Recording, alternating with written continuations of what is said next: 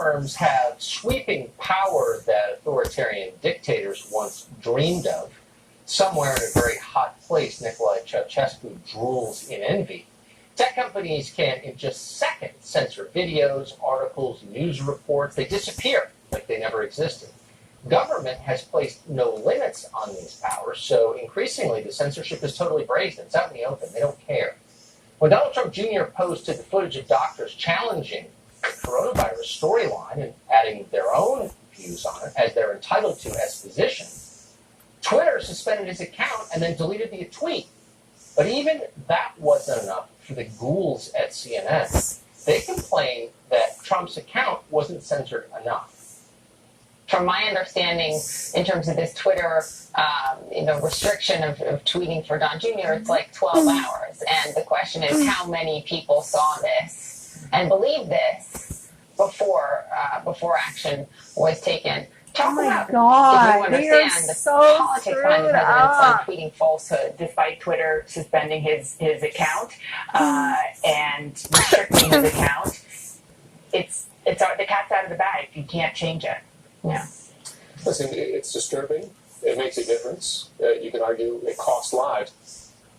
Oh my Those of God. us who've been in this business for a while never dreamed we'd live to see journalists calling for more censorship, but that's where we are.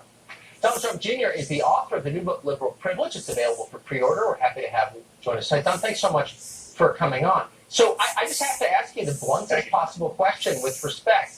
Given the level of censorship imposed on you and anyone who supports the incumbent president, does the incumbent have a chance of getting reelected? Well, listen, I've been saying this for a long time. I wrote my first book about just this, the censorship coming from the big tech giants from California, from as homogenous a group as you could possibly imagine. That's for sure. And if they're censoring my account, they're censoring others. They have been trying to do this for a while. I've been talking about the deplatforming, the demonetization of people that have big social platforms that are preaching conservative values, saying that coronavirus disinformation spread by the Chinese government does not, for himself, a few weeks ago posted, study finds hydroxychloroquine helps coronavirus patients survive better.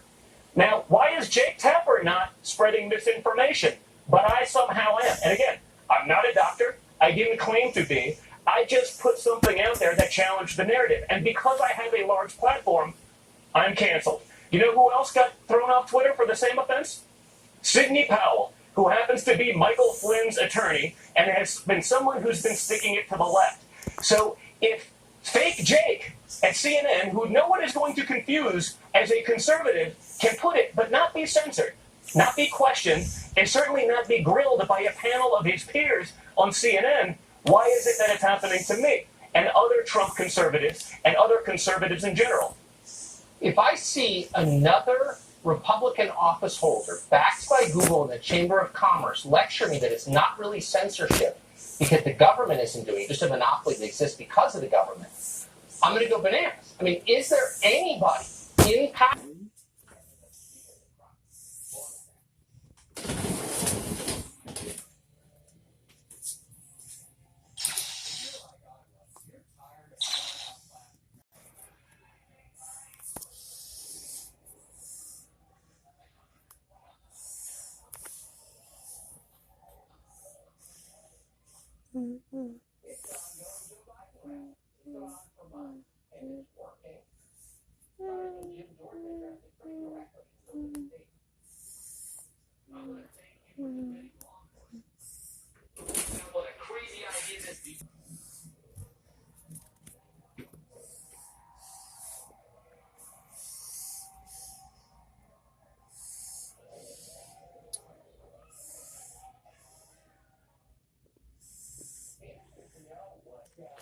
And that's the way when I know the whole thing was going to take me down.